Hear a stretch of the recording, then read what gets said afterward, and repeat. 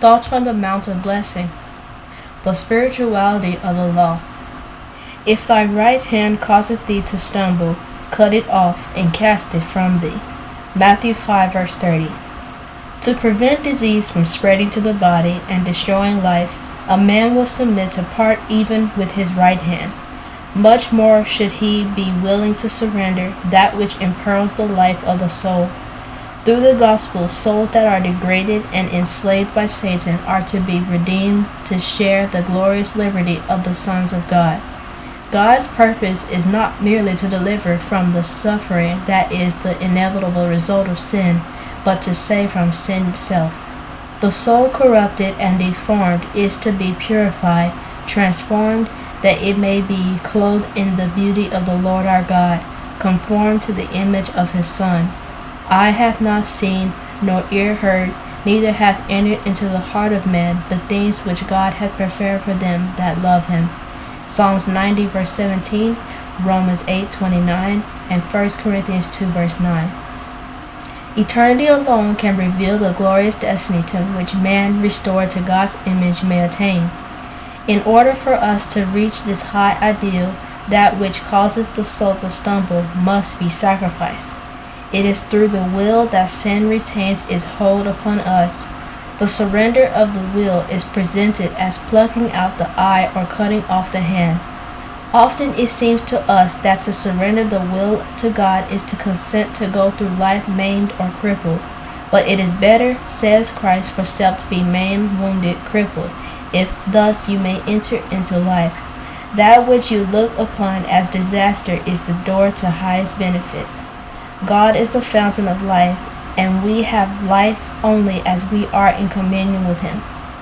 Separated from God, existence may be ours for a little time, but we do not possess life. She that liveth in pleasure is dead while she liveth. 1 Timothy 5 verse 6. Only through the surrender of our will to God is it possible for him to impart life to us.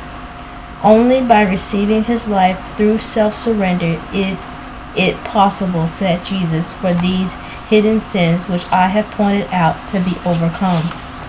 It is impossible that you may bury them in your hearts and conceal them from human eyes, but how will you stand in God's presence?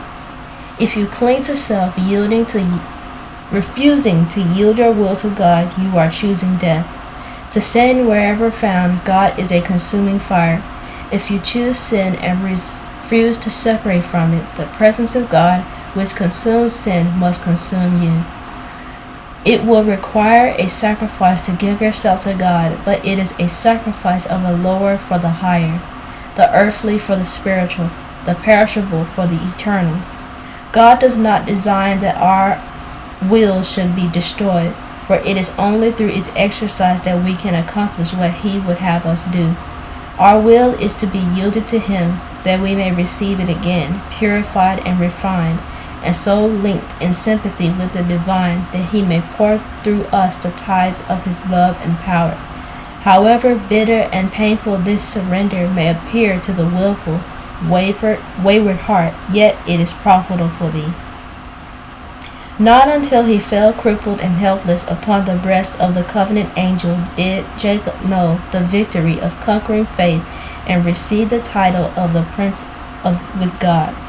It was when he halted upon his thigh, Genesis 32 verse 31, that the armed bands of Esau were stilled before him, and Pharaoh, proud heir of the kingly line, stooped to grave his blessing. So the captain of our salvation was made perfect through sufferings, Hebrews 2 verse 10, and the children of faith out of weakness were made strong, and turned to flight the armies of the aliens, Hebrews 11:34.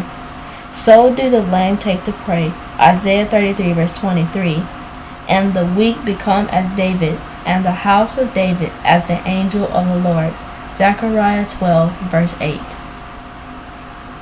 The end. Please join us in the next chapter. Have a blessed Sabbath.